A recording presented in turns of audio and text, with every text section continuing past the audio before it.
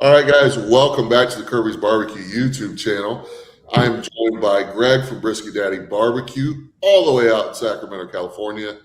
And today, what we're going to be talking about is kind of a continuation of what we were discussing on last night's live stream. We had a viewer bring up the Mr. Tendernism and Destination Smokehouse conversation on the live last night. And I know a lot of you guys don't catch the lives, which is a mistake. We go live almost every single Sunday at 7 p.m. Central Standard Time. So don't miss the next one. And if you missed last night's, you can go back and watch it on our YouTube channel. Now, Greg, I'm going to have you go ahead and kick it off, man. Let's set the table, so to speak. What are we going to be discussing? What's the first point of contention you want to get into? Well, first, I want to apologize for not being online last night. I had to travel to get some work taken care of. So I was listening while I was working, and I really wanted to get into the conversation. So I was like, Sean, we gotta tackle this together. So people were asking where you were at on this. Yeah, right. People were like, "Hey, has Greg been there?" I'm like, no, I actually haven't been there. I have heard about it, right? I mean, you can't, how can you not, right? About Unk and Destination. But yeah, as you were talking last night, I was like, ooh, I hope he knows, all the intricates and details. I mean, I probably don't even know them all, but that's why a lot of this has gotten started, because a lot of people just had assumptions, right? Yep. And but yeah, as you were talking last night, from what I've understood about this, their relationship is that they started kind of like, post COVID, right? Unk came down and just met the man, and convinced him to, obviously the owner. What's the owner's name again? Nick. Nick, yeah, that's right. Nick Sapien, I believe, or Sapien or something to that effect. But yeah, he went down to talk to Nick. Nick's father owned a coffee shop, and the coffee shop didn't do so well, and Aunt came down and just met him, and they just bonded a relationship where they started making gumbo and ribs, and they were selling out. And it just seems like the relationship just grew, the restaurant grew, and you have the money to make the finances, to buy the necessary equipment to make things happen. You take that, you go some years down the line, and because of social media and the internet, they blew up.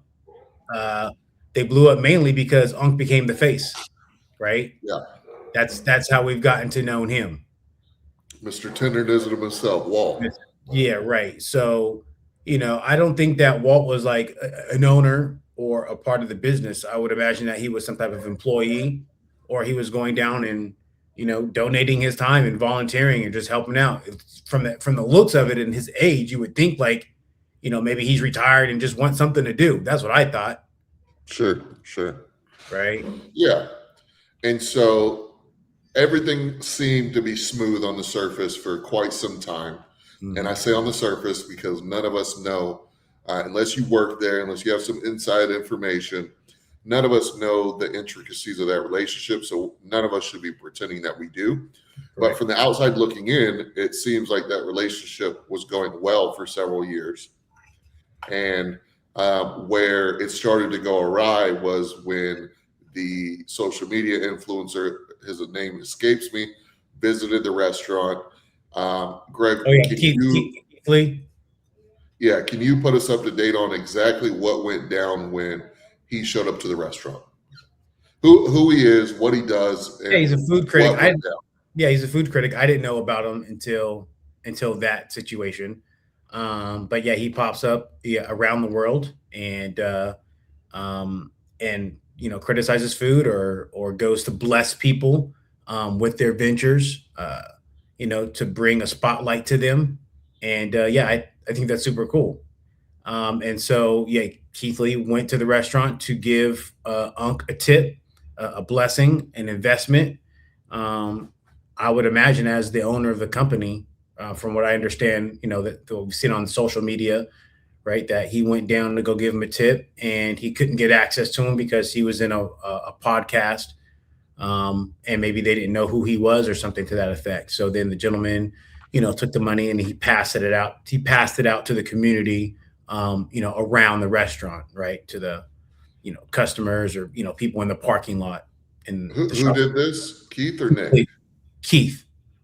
After he Okay. couldn't give the money to Unc, then he spread it around the community. Okay, so let me ask you a question here because I wasn't aware of this specific detail. He was unable to give Walt the money because he was in a Podcast recording. or because Nick, the owner, did not want to give it to him. Because there's a difference here. Was he busy and in the podcast?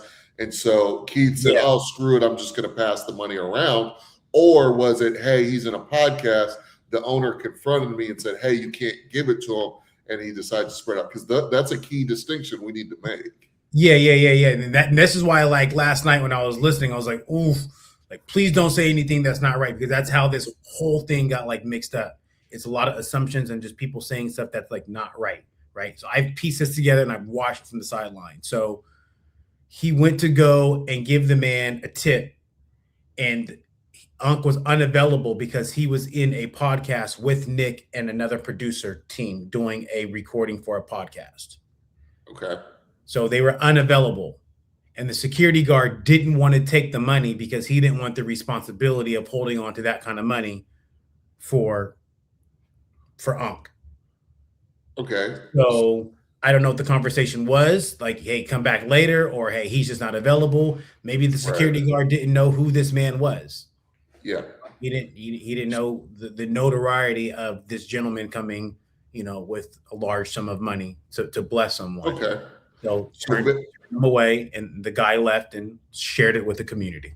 So based on that, assuming we have all the information, assuming the information you just gave is correct, then it's safe to say that the security guard is the one who stood in the way of that money going to Unc, which I believe the security guard is doing his job. Okay. Right. That's a big amount of money. I know people who work security. They're certainly not going to take possession of that amount of money. There's just too much bad things that can happen. Yeah, whether that stay with you, if it's that important, let it stay with you. Yeah, your security team or whoever's with you, and then you can circle back around when the time is right to make this exchange. Exactly. Because I'm not going to take possession of $4,000 and then later somebody turns around and says, "Oh, well, I gave him $5,000," and now the security guard is putting his job at risk, and he's at risk of even being arrested for theft. Right? That's a large sum of money. Right. So it was only $3,500. Yeah. So I think the security guard was just doing his job. Yeah, I guess so. Yeah. The thing is that people on social media made it seem like it was Nick, the owner, who confronted Keith and told him that no, you can't give him the money. Oh yeah, that was post. That was post. That's a different story. That's a completely different story because if Keith walked away from the security guard after the security guard told him no, and he gave the money out, that's on Keith. Right. Yeah. No. So he could have saved it for another time. He could have saved it for another time. 100%. I don't know why that happened. Maybe he was, again, he didn't know the notoriety of the gentleman. And if you're not available for me to receive this blessing, then, and if you're not willing to stop to make time for me, then I'll just, I have it like that to give to someone else. So, well, if I'm in the middle of a podcast, I'm not going to be respectful for the people that you're with. Yeah, I'm not going to just stop the podcast to meet some random guy that came to the restaurant, influencer or not. I don't know why that influencer is there. I don't know that he's trying to give me $4,000 or if he's just trying to say hello. I'm not going to stop my podcast just for this guy. Like, he should have called me and scheduled this, right? Or why didn't he hit me up on why didn't he hit Unc up on social media and say, "Hey man, love what you're doing, bro. I'd love to bless you. Because what's your cash at? Yes. What's your this? What's your that? Hey, can we meet? If it's going to be cash, hey, what time do you get off today? When are you available to meet?" Yeah, you're. That's true. There's so many better options to be able there to are. There are. Yeah, this is the way this gentleman operates, apparently, right? So, he goes to random pop-ups, restaurants, and that's just how he operates. That's how his channel, that's how his business flow operates. That's his So, That's his thing. and correct me at any time if I'm wrong. So Yep. if we've got those facts straight, then he goes and gives the money out to whoever else he gave it to. Yes. All right. Then Then somewhere along the line in Keith's communication or somebody's communication on social media puts out the narrative that Nick decided that Unc couldn't have that money, which from what we can tell about, that's not true. Okay, yeah, let's take care of this time period, right? So Nick and Unc were sitting together at a table, and there was the security officer standing behind him. This is like, okay. I don't know. I didn't understand the whole security guard standing there. But Nick spoke the majority of the time. Okay, so yeah, that's a different deal. I'm thinking security guards at the door. Those two gentlemen, Nick and Unc, are somewhere in a different room doing a podcast. Okay, hold on. Yeah, let me. Yes, you got to follow this, and that's why I was saying yesterday, like, we got to get the details here. So going back to the day, let's go back. Going back to the day where the gentleman showed up, where the guy Keith Lee showed up to give the man the money. They were in a podcast room. They never met Keith Lee. The security officer turned him away. The guy went out. He passed out the money. 2 days later, Nick and Unc get on the camera and make a video, and the owner is talking about, hey, we were in a live stream. Like, we didn't know you were going to be here. I thought he was going to say we didn't know who you were. So why did they have to sit down and make that video? They obviously had to do that because it went viral. Kind of uproar. Because it went viral because Keith Lee recorded the whole incident of going to the restaurant to give him the money. So was Keith Lee sparking they didn't want to give him the money? Yeah, the whole video's online. That's why I was like, watch the video. But that's what I'm saying. That's wrong, because it wasn't Nick who didn't want to give him the money. It was the security guard saying, yo, they're busy. I'm not going to collect $4,000 from you, because that's his job. He can't just accept money when he's on the job. Okay. So Keith shouldn't have made a big deal about it. If he really wanted Unc to get that money, he should have arranged a better time for that transaction to happen. Oh, I am not arguing with you. I agree with you. If that money was intended for Brisket Daddy Barbecue, I would pray that you would just wait to an opportunity, right, to where it's convenient for you to give Brisket Daddy that blessing. 100%. So can we agree that Keith was wrong in doing that? Especially if he was going to make a big deal out of the whole thing. Well, I don't know if he streamed. I don't know if he streamed it live. I doubt it was streamed live, but he posts his interaction. Yeah. With Cup. So when he goes, I haven't actually watched all of his videos, but when he goes to a spot, the camera's rolling. He's in the car. Yeah, yes, but he could have said, "Hey guys, Walt wasn't available. I'm going to try to catch him at a different time." Yeah, right. It doesn't sound like he did that though. He made it seem like they just didn't want to give him the money.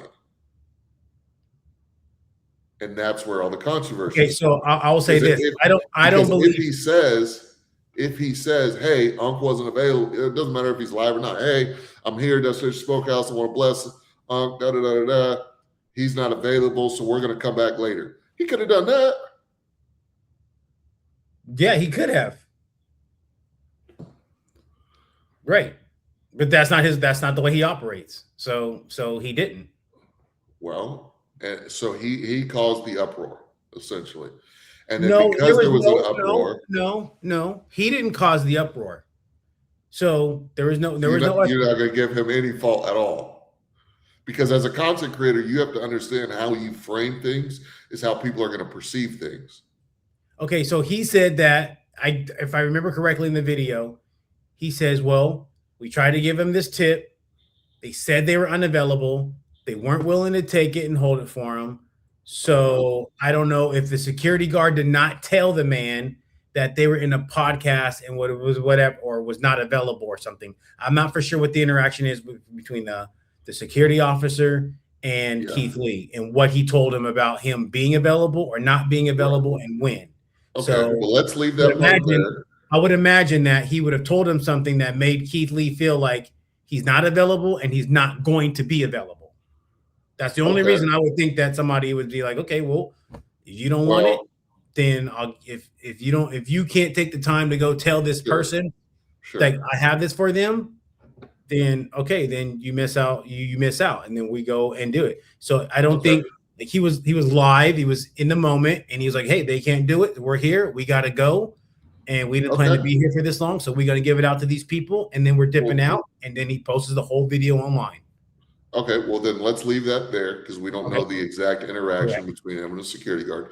Mhm. But past that, obviously, 2 days passes, like you said, and Nick and Unc sit down and they make that video response. Correct. Obviously, Nick felt like he needed to make that video response because of the uproar that was happening on social media. Because if there wasn't an uproar, there'd be no reason for a response. Okay. So they make that response video, and let's go from there. We Okay. see that from what I saw, we see the response video. Obviously, Nick is speaking majority of the video. Walt does admittedly look fairly uncomfortable in the video. To me, he looked Yeah, uncomfortable. yeah, right. Because he's $4,000 less. Sure, yeah, absolutely. Now, how do we move from here? Now we have to move to, okay, what did Nick say? Nick essentially, we're not going to rehash everything that he said, but essentially what he said was, hey, Walt is not the only employee here. We've got servers, we've got cooks, we got dishwashers, we got management.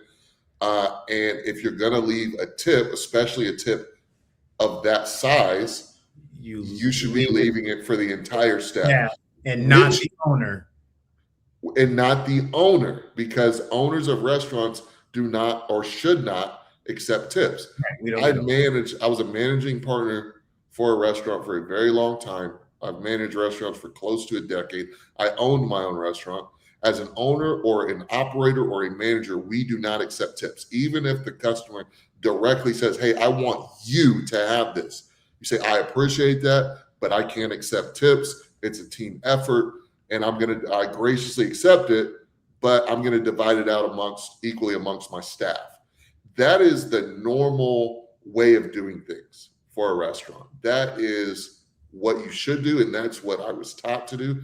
That is normal decorum for management or owners giving out tips, okay, or receiving tips. Right. Now, so I don't think Nick was wrong at all in that sense of, yes, if a customer comes to the restaurant, food reviewer or not, and he brings a large tip, that tip needs to be divvied out between everybody, including the dishwashers and cooks, because they are part of the experience that that customer got.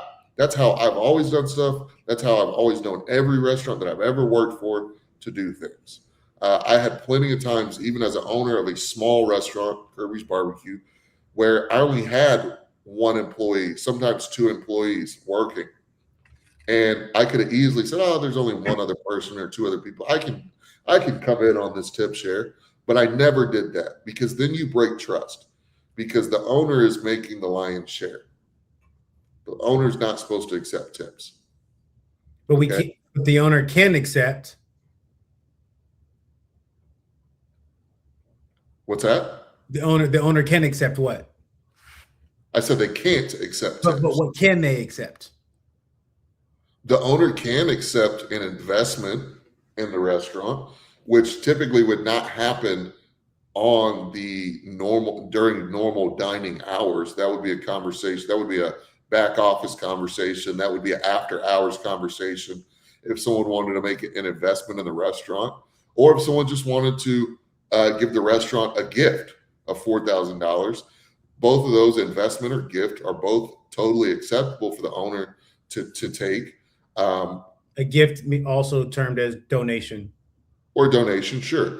But I don't think that it's appropriate to do that in the middle of the dining room, where all of your employees are working their butts off, and you're sitting there and you're accepting a large gift. I don't think that that is right to do, because there was this whole thing of, oh, we thought Walt was the owner. Well, guys, he's not. He's an employee. And you can tip an employee. He's entitled to a tip, but he's not the only one working there. So technically, go ahead. Go ahead. If you wanted only Walt to receive that money. You do that privately, not in front of the rest of the staff. So technically, because Walt wasn't an owner, he was entitled if a customer came in and wanted to bless him with a $4,000 tip because he wasn't an owner. That could have happened on a public or a personal level. We agree. Correct. Absolutely. Okay. Yes. Now there's big tippers in every restaurant. They have a server that they love. They go and see that server every week or every 2 weeks or every month, and they always tip that. They always ask for that specific server, and they always tip that specific server big. $100 maybe in a fancy steakhouse, $200, something like that. Okay, that doesn't need to be divided up amongst all the staff. But a $4,000 tip, that's a different ordeal. As a restaurant manager, if one of my servers said, "Hey, this guy just left me a $4,000 tip," I would be very remiss to allow that employee to accept all $4,000 and not share that with the rest of the staff. Oh, I don't know. That's hard because what did that employee do? What did that employee do to make this person's experience, a grand experience? Well, I mean, you got to think in this situation, he did nothing. Right. All he did was get him in the door. He wasn't even available. Right. So he didn't do anything. All he did was get him in the door. Everybody else is what made his food review experience what it was. So, like I said, to reiterate, he did nothing. And I'm sure this will be clipped somewhere, but Walt didn't do a damn thing for Keith Lee except for get him in the door. So, yes, a tip of that size shouldn't just be given to that man. It should be given to the entire staff. But if he wanted to gift just that man that money, cool. You do that privately. He's not a server. As far as I know, he ain't back there washing dishes. You know what I'm saying? He's not a bartender. You're not having a one-on-one interaction with this man and you were so impressed you want to give him the money. You liked what he was doing on social media. He was a brother. You wanted to help him out, whatever the reason. Just the way he went about it, I just don't think is appropriate. And I haven't seen Keith's other videos, so I don't know if, you say this is what he does, but is he giving the whole staff, like he's going up to somebody, "Hey, we want to bless you guys," and they end up dividing it out? Or when you watch these videos, is he literally giving that much money to one single person? That's a question to ask. I don't know. I don't want. Yeah, I think like one single person. Yeah, I'm waiting for him to show up to Brisket Daddy Barbecue and be like, "Oh man, these some slamming ribs." All I can do is tell you based on my restaurant experience is if we ever received a large, and we never received one that big, but I have had a situation where we received a $1,000 to $1,500 tip, usually around Christmas, but the customer was very cognizant of what they were doing. And they literally, the words that they said is, "Hey, this is for your staff." They weren't just giving it to one person, especially when it wasn't just one person that was serving them. So he's not a bartender. I keep trying to go back to this because it's a different relationship. It's like if you're at a bar and you want to bless the bartender that just served you, like if me and my wife go out, we go out for drinks, we're sitting at the bar, we have an awesome bartender, and we want to bless her with a big tip. Cool. That's not what this situation was. The guy didn't even serve him. That's true. So it's not even technically a tip. No, it's not. It's not a tip. It's not a tip. Yeah, that's where you're hung up at, like from like jump. Like, yeah, this is not a tip. This is all, you're saying it's all bad from the jump because there's a lot more responsibility that needs to be put on Keith Lee for his actions. Absolutely. And even so much as like, I'll give you another example. I'm managing a restaurant and I've got a large group, we'll say 15, 20 people, a big group. They called, they reserved the table, everything like that. It's going to take more than one server to serve that table. So it's not going to be just one server getting the big tip that big table leaves. It's going to be everyone that was involved. And oftentimes it's expected for those servers, if it was a cash tip, credit card tip, that's a different story. But if it's a cash tip, often the kitchen's going to get a piece of that.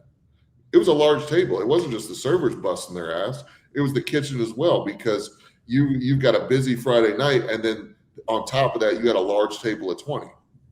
So, like I said, typically any server that was participating and helping that table, as well as the kitchen staff, are going to get tipped out. And I know I have a bunch of people, and I want this. So, guys, restaurant owners, restaurant managers, people who work in restaurant, servers, bartenders, please leave your thoughts below in the comment section.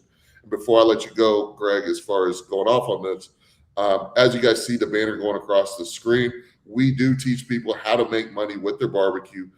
In our school group, it's called the Barbecue Profit Blueprint. That's what this whole entire channel is sponsored by. I don't have any outside sponsors. I'm not Meat Church. I'm not sponsored by Yeti or any of these other companies. It'd be cool if I was, so you guys can reach out to me, Kirby'sBarbecueTX@gmail.com. But as of right now, we don't have any sponsors. We sponsor our own, and we do that by the school. So we teach you guys how to make money with your barbecue.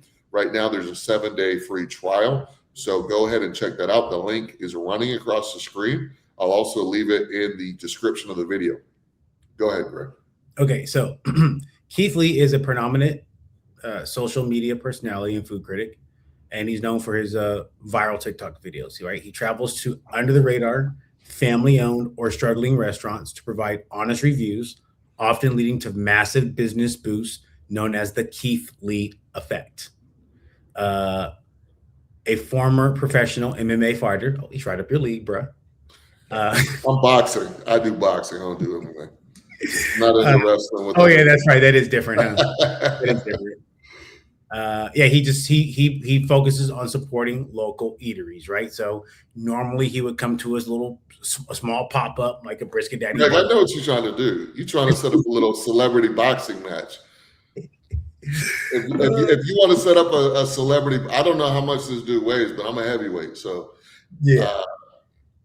No, I've never seen this guy, but I'm a heavyweight, so I'll fight anybody. If you want to set up a little celebrity boxing match, we can do that. You know what? And Brisket Daddy Barbecue can provide the food, to be the vendor and back a house caterer. There you go. Y'all have to figure out the logistics and fly me out to Cali or wherever. Oh, okay. But, yeah. I don't even know. I don't know where he resides and how he would do that, but we'll see. So let's get back focused, right? So that's what he does, right? He goes to small, struggling, family-owned business. So he assumed that Unc was like going viral, making these videos. Probably had no idea that there was somebody else also behind the scene, and then that's when I think after a couple of days later, Nick and Unc, make a statement, and he's saying that this guy had zero, and you give it to everybody, and how you're going to tip an owner, all that stuff, and then that's when it like really blew up. Now that's when it really. To play devil's advocate, I think Nick did say some things in that video that didn't need to be said. Mm-hmm. Specifically, the comment about Walt coming from zero before he got here. I don't think that needed to be said. That didn't need to be said. That was kind of he did not come from zero. He had a lot of knowledge. Correct. Yeah. I think that comment came from a little bit of jealousy, and I think you can have that belief, but you can't share that on social media. You can't share that on social media. You can't do that. I've been responsible for a lot of people's barbecue business success, and a lot of people's success in other areas in their barbecue business. And I'm being ambiguous on purpose, but I would never, even if I believed it, I would never on camera say, "Oh yeah, Greg was nothing before he met me." That's just not. I can believe that if I want to, but to verbalize that on social media, I think is very disrespectful. I think it's Our very friend TJ would say it. maybe so. Maybe so. He's nicer than you think. He's a teddy bear. I'm mistaken. But yeah, I think that's very disrespectful, and I think that did not help his case in the court of public opinion at all. Mm-hmm. At all. That's when the people rose up. Oh yeah. Oh yeah. Come on out of that house. Come on out of that house. Come out here with us. You know, some of y'all know what I'm talking about. If you know, you know. If you know, you know. You know. If you ever seen Django, you know. You know Samuel L. Jackson. But the thing is, man, we just seen a video that he posted on social media of him grilling steak on his kitchen stove with a fork. So you're telling me that all these people online gassed this man up and gassed him up and caused so much tension within the ranks at Destination that this man done left a fully established, successful barbecue restaurant, people traveling from all around the country and all around the world to come check it out, to cooking a steak at home with a fork. And these people on social media want you and I to believe that he's better off. For you go, Unc. Yeah, you stuck it to the man. You stuck it to the white man. Yeah, you go off, do your own thing. And now this man is cooking steak with a fork in his home kitchen, and y'all think he's better off. Unbelievable. Unbelievable. This man, do we know how old Walt is? He's at least 70. He's got, well, I wouldn't say 70 just to be, so we won't be wrong. He has to be over 70. He's at least 70. I wouldn't be mad at like putting that at 80, but I'm not that, I don't know. So I know that he's over 70. I can say that. The man's close to 70. Yeah, right. Give or take. So you think sound advice for a 70-year-old is to go open his own restaurant, is what you're saying. This man could have kept doing what he's doing. He could have fought for a share in the company. He could have, at the very least, fought for some sort of commission based on who he's bringing in and the traffic that he's bringing to the business. He could have started his own YouTube channel. He could have, right. They could have co-launched, or even on his own, Mr. Tendernism rubs and seasonings, Mr. Tendernism barbecue sauce. If he's an employee, there's nothing wrong with him branching off and selling Mr. Tendernism merchandise, seasoning, sauces, and that stuff. All of those things that I just mentioned is more in line with the business model that a 70-year-old should be doing. No overhead, no stress doing that kind of thing. And he could have even had the support of Nick and Destination Smokehouse to do all that stuff. The financial backing. The financial backing, but not only that, the brick and mortar resources to be able to bottle those sauces and seasonings and things like that. Yep. I'm not well versed in that side, so I don't know if it has to be like an actual, bottling company, things like that. However, I don't think so, because people make their own juices, right? They make their own cold press juice, and then they have like the bottle. Nick and Destination Smokehouse could have been a resource for him to do that. Not only that, it could have been a distribution channel. Because, hey, everybody's saying, yeah, everybody's coming to Destination because of him. Great. So why don't they have a stand right by the checkout counter that has his face and his brand, Mr. Tendernism barbecue sauce, for sale. Mr. Tendernism seasonings for sale. And that all would go to his business. They're coming in to still buy food from the restaurant, but they're leaving with the bottles and the rubs that are then. And a cookbook, a damn cookbook, bro. And of course, Nick and Destination is going to take a slice of that because they're the distribution, right? They're coming there to buy it. Mm-hmm. But of course, the main share of it would go to Mr. Tendernism. But now you got this man who's going to have to go take out debt, take out loans, and don't think all these people, these rappers, no, he don't like no money. He's got a rapper that's fronting his bill to get him arrested. Nobody's doing that for free. Nobody's doing that for free. Well, I mean, but when you got a rapper, you've got it like that. I don't know who the rapper is. Doesn't matter. Does not matter. I can guarantee you he's not doing it for free. Well, It Keith Lee might was not giving be him a loan. $4,000 for free. That he was giving him a tip for free. 4,000's different than millions of dollars. It would take at least $1 million to build out a restaurant. I know this because I was in high level management. I was a managing partner. I saw all the numbers. For every restaurant that we opened, it was a minimum of $1 million build out. Yeah, but we're not talking like your level. You're talking about our people, right? We talking about No, let no, me no. rent something for a little Absolutely. $1,500, $1,700 a month. If this rapper was gonna get him his own spot, they weren't gonna get some shed, bro. They wanted to compete with Destination. They wanted to put him on the map and do his own thing. Well, They we need can a find a little real spot. restaurant. We could probably find a little spot that's got something in it for like Yeah, but 750. we're not Mr. Tendernism though. His reach, if we're saying all the traffic was coming from his reach, they have to have the infrastructure to support that. That means they need a real restaurant in a real location. They would need That's cooks. going to cost. You gotta be cooking briskets 24. I mean, I know this. Yeah, but it's a mill. I'm telling you right now, this rapper, I don't know him. I don't even know his name, but he probably's never opened a restaurant. It's at least at minimum $1 million build out. And I'm sorry, I know there's a lot of kind people in this world, but very few are going to give $1 million to build out a restaurant and to get all the legal and to get all that together out of the kindness of their heart. He most likely was going to front the money and Walt would be the face of it and an owner, but he's not just gifting it. That's not realistic.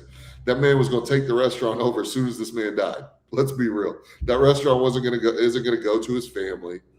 That's not happening. Well, it can't. I mean, you go back. It's really hard to even talk a restaurant because it's like employees, staff. I mean, equipment. Like, how do you gotta? It's not like he's coming with the recipes. He wasn't the cook. He wasn't the chefs. I mean, Destination has got like prime chefs. He's got guys from all over the country. So think about it like this. This rapper is going to buy him a restaurant. He's not buying him one. He's fronting the money, which there's going to be strings attached. That's an investment for the rapper.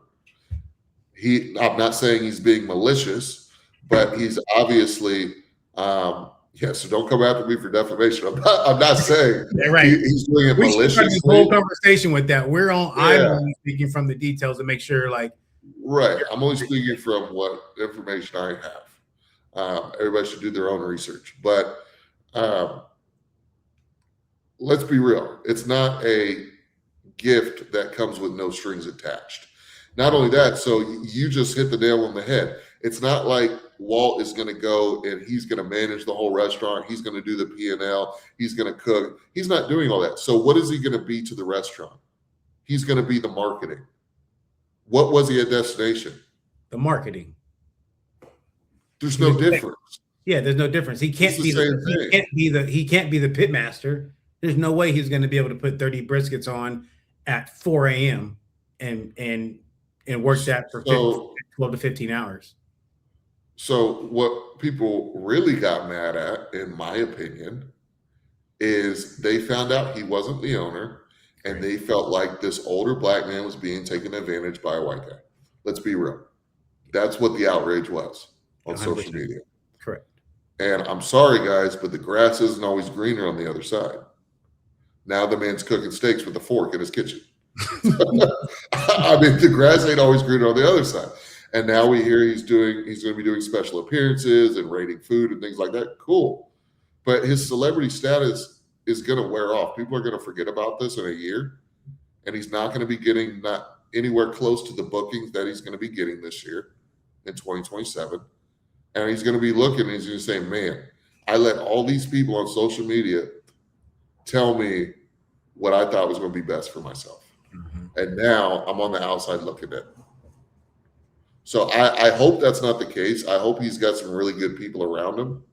I genuinely do, that are helping him brand and merchandise, and I hope he gets everything that he wants out of it. I'm not saying it was a mistake for him to leave. That's between him, Nick, and God.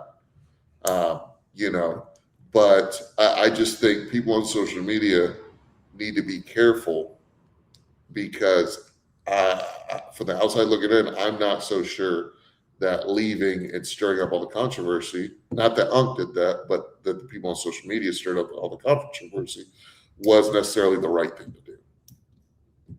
Yeah. Yeah. And for the record, like a lot of people kept talking about, oh, Nick went down and copyright, what, how do you say that? Took the copyright or requested the copyright. Right. For Tendernism. Which he should. Which he should have. That's what he should have. With just his name on the paperwork or both of their names? It should have minimum been in both of their names.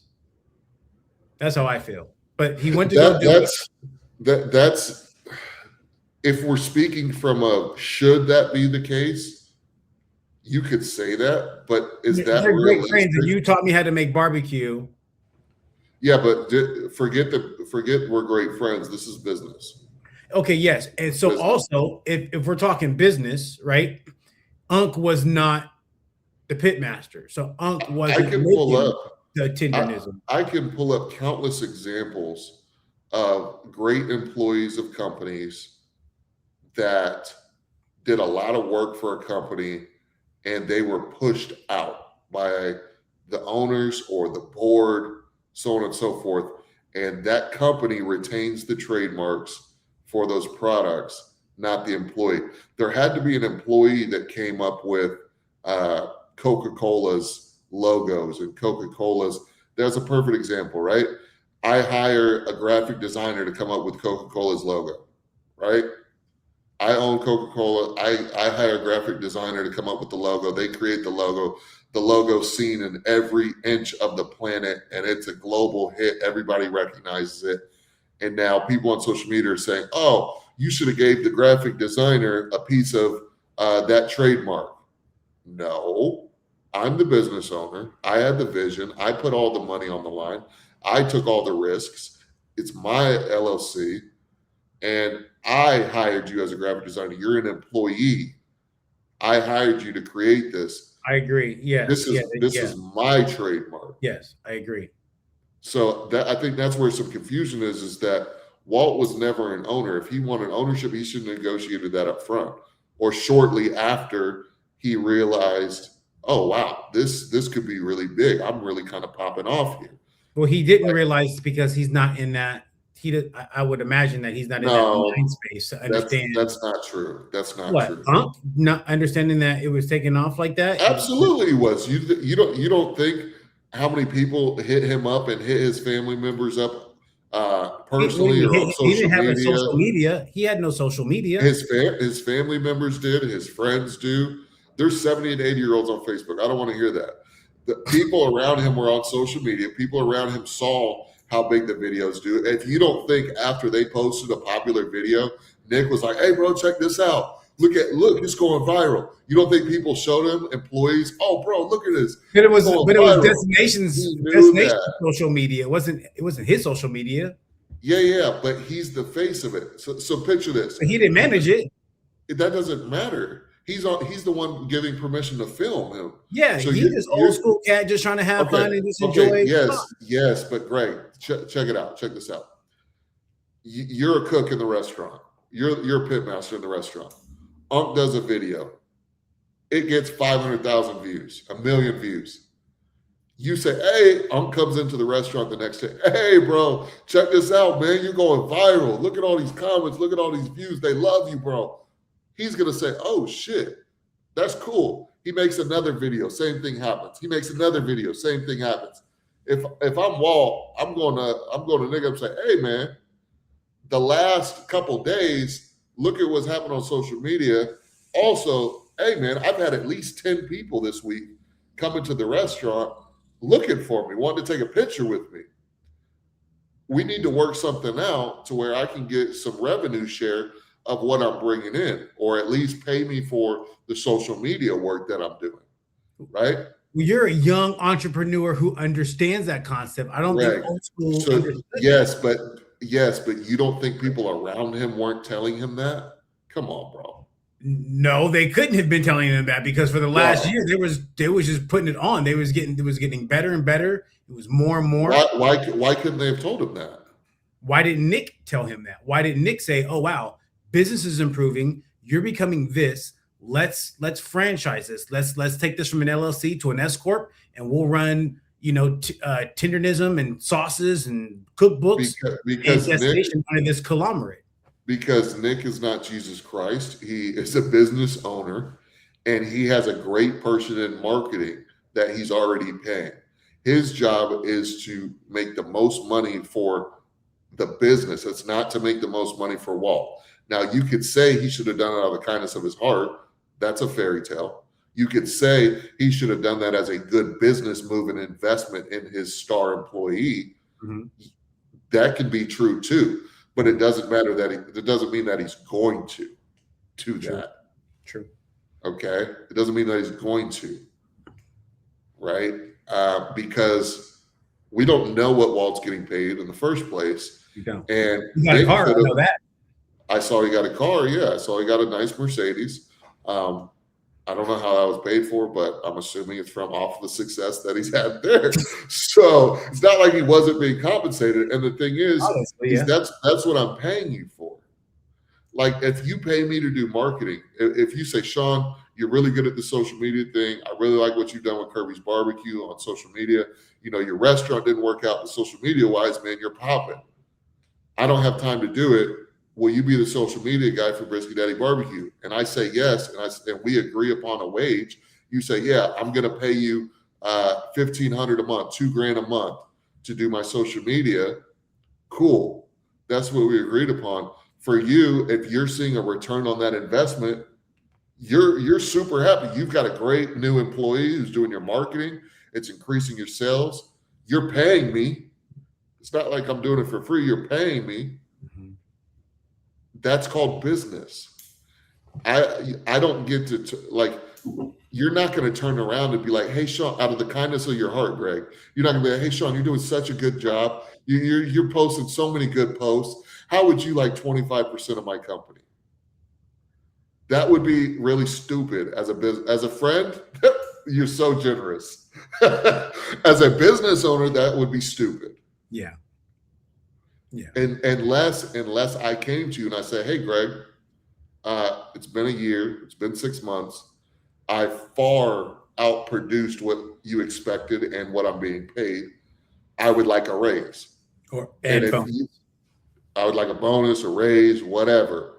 And then we have that conversation. And if you say yes, great, then I'm happy. You're happy. If you say no, then I have a decision to make. Do I stay here and keep doing what I'm doing, or do I decide to leave? So Nick doesn't have to by obligated. You're not. So obligated. Nick is not obligated by default to make Unc an owner of his company because of the success that he brought to the company. Absolutely not. Absolutely not. Would it be good business to do so? Maybe. You could argue that, maybe, especially if you want that person to stay. There's nothing like, the loyalty you get from somebody by giving them a share of the company. Because now they feel like they're a part of it. They have a piece of it. They have a vested interest in making it succeed. So would it have been a good business decision for Nick to do? Whether it was 2%, 3%, 5%? Absolutely. But he chose not to do that. And that's we don't know right. that. We don't know that. But just based on what we're, what we do. Based on the man not being there, we do know. I would imagine that either he didn't do it or he didn't take the offer. Or he didn't like the percentage he was offered. We don't know those details. Right. So like just kind of reiterating, would it have been good business? If we're assuming he didn't offer him a share in the company, would it have been good business for him to do so? Probably. Is he obligated to do so? Absolutely not. Absolutely not.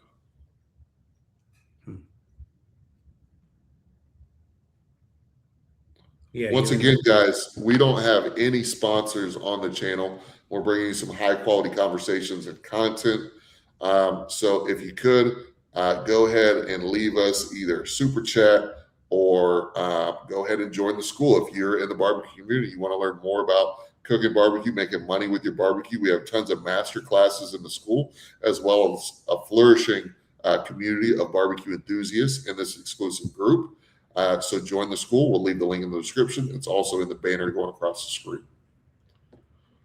So, Greg, do we have any other angles we want to talk about with this thing, or are we ready to kind of put a bow on it? There's one. Okay, so now there's one last angle, right? And that was the copyright issue. Yes. Well, we kind of touched on that, but we touched on Nick trying, after all this went down, trying to get the copyright of it. Yeah. So Nick, after they made their statement, I don't know when the timing was. I can't say that because I don't know when that happened. But okay. Nick went to go and get the copyright for Tendernism, and found out that he couldn't get the copyrights because somebody else already had owned the copyright. Mm-hmm. And and then that's when, like, you know, storm got even worse because people were saying like the owner should have included him. I think we did touch on that. Should have included him on the paperwork for the copyright because that was his likeness, right? You're copywriting his likeness. You're copywriting somebody else's likeness. You're copying the old man's move, his throwing off the glasses, and that's his likeness. So why would you copyright something that is? Why would you copyright me? He didn't copyright me together. I know how to do it. Let's make something clear. There's a big difference between copywriting Mr. Tendernism and Tendernism, because the actual copyright, I don't know what it was, but based on what I know about copywriting, because I have copywritten some things, it was probably Tendernism was probably the copyright. It was. And Nick has every right to request that copyright because he owns the Tenderism was coming from his restaurant. He owns the content in which that was being used. Yes. The videos were posted on Destination Smokehouse's social media, not Walt's. So he does have the right to that copyright. Something else I'm curious about is how some random attorney got that copyright, because this is something that you have to know when you trademark something. Okay. Oh, the attorney went to Unc and said, "Hey, this is still available, and I think you should go ahead and do this and get a copyright for Tendernism." And Unc told him, "No, I'm not interested in it. I don't want it." So the attorney got it went to go apply and got it to hold it. Yeah, my thing is, though, when you go to, and once again, this is coming from my experience having actually done this. So I know I'll get a bunch of people in the comments who don't know what the hell they're talking about. Hopefully there's some people in the comments who do know what they're talking about and they actually have applied for trademarks and copyrighted stuff. But when you go to apply for a trademark,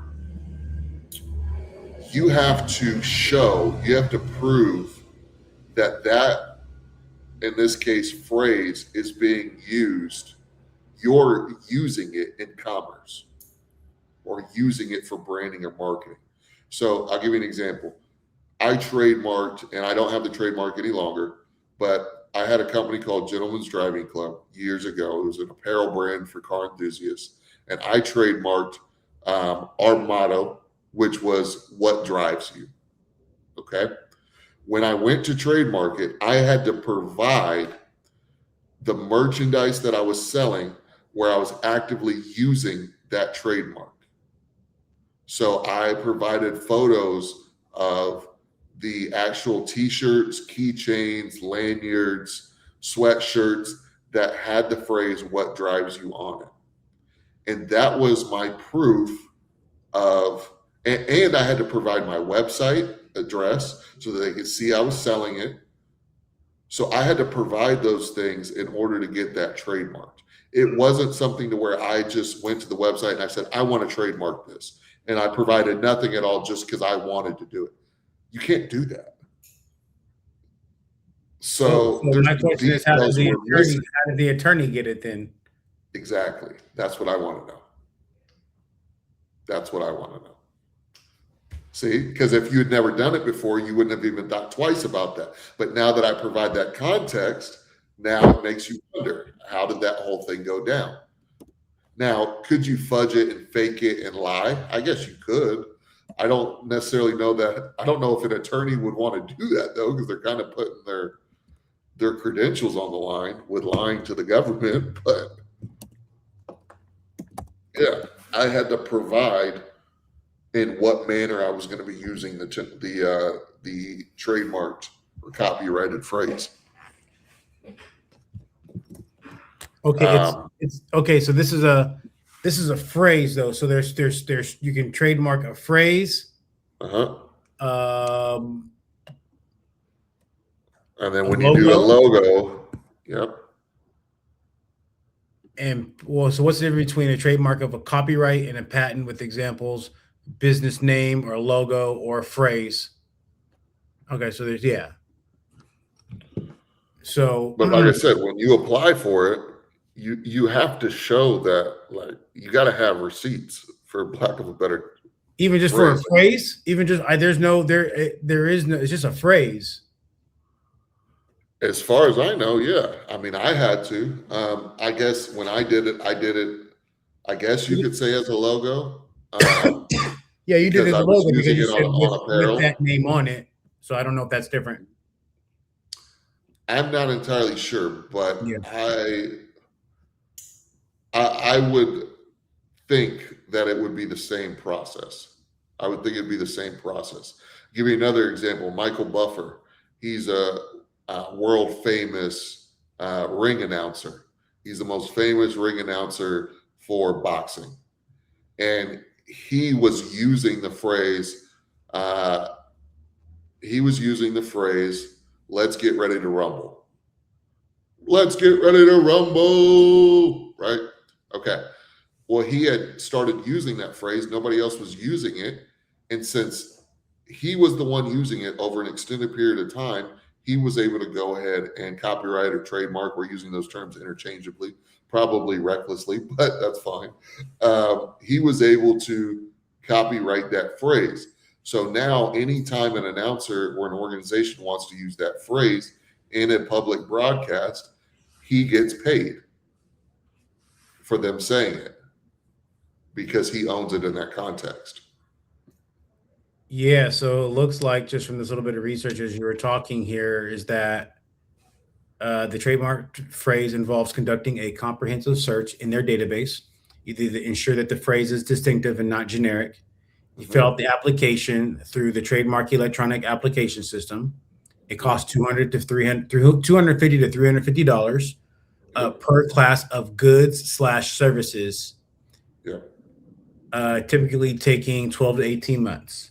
The key steps to a trademarking a phrase. The phrase must identify the source of goods or services, not just describe them.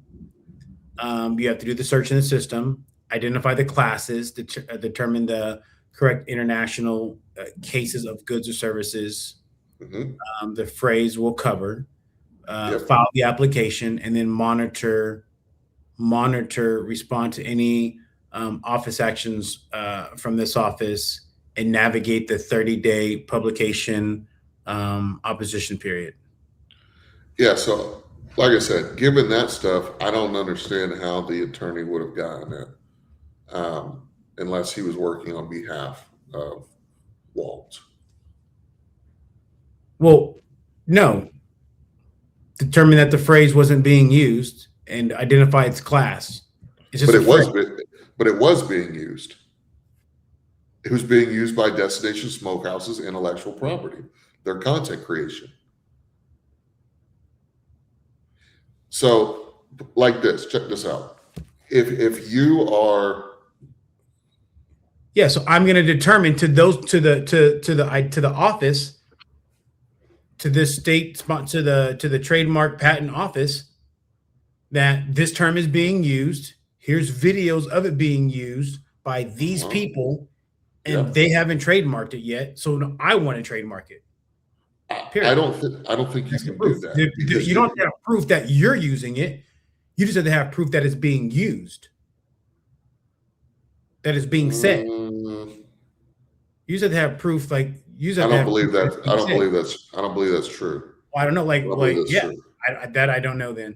But as I You read this, it doesn't say chat that. chat GPT it right now, because that doesn't sound right. Because you can't just, as far as I know, you can't just go around trademarking whatever you want. Like I said, I had to show proof of how I was using it, because for ownership purposes.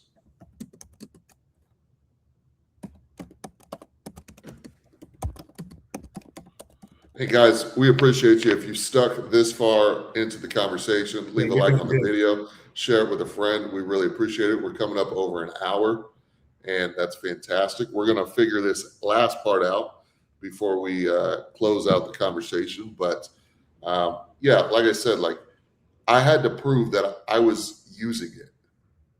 I was using it, not that it was being used.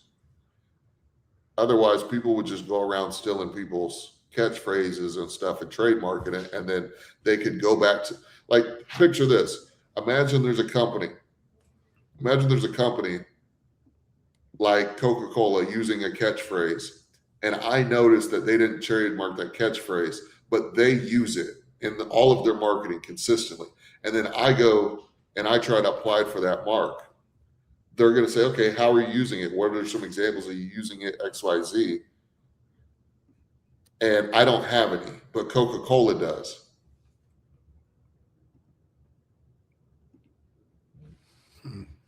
I don't know that I can do that. Can you trademark a phrase that someone else is using? Yes, sometimes, but not if their earlier use gives them superior rights. There you go. That's exactly what I'm talking about. I sent it to you. Destination Smokehouse and Walt were using it long before this attorney came around. So the attorney, the social media is the proof that they own it without actually owning it. And if we have any trademark attorneys, anyone who has a lot of experience in this, definitely leave your comments down below in the comment Read section. that second paragraph. It says, in the U.S., trademark rights usually comes from the use in commerce, not just from filing first. Exactly. That's what I said. I had to In prove. Commerce. So how were they using I had to prove in commerce? They were using it in commerce because they were using it for their social media content. In the distribution of their social media content, which is marketing for their restaurant. That is commerce. If someone else is already using the phrase for similar goods or services, your application may be refused because of likelihood of confusion. Exactly. And not only that, the attorney wasn't using it for anything. Nobody else was using it though. Like no. Yes, in true commerce, meaning like it's not typed and sold on something. It doesn't have to be. This doesn't apply to just merchandise. They were using it in their marketing. The marketing is a part of their business.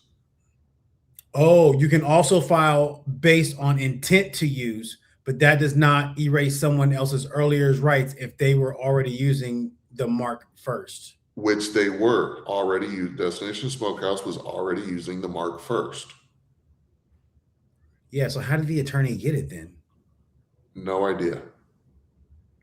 So just bring you up like the fast speed because we got to get this thing wrapped up because this is good. And we don't even know if he actually got it. Somebody. No, we do know. No, we do know. That's what I was just about to reveal. How do we know? Since Unc left Destination Smokehouse, the attorney reached back out to Unc and wrote the trademark to Unc. So now Unc owns the trademark.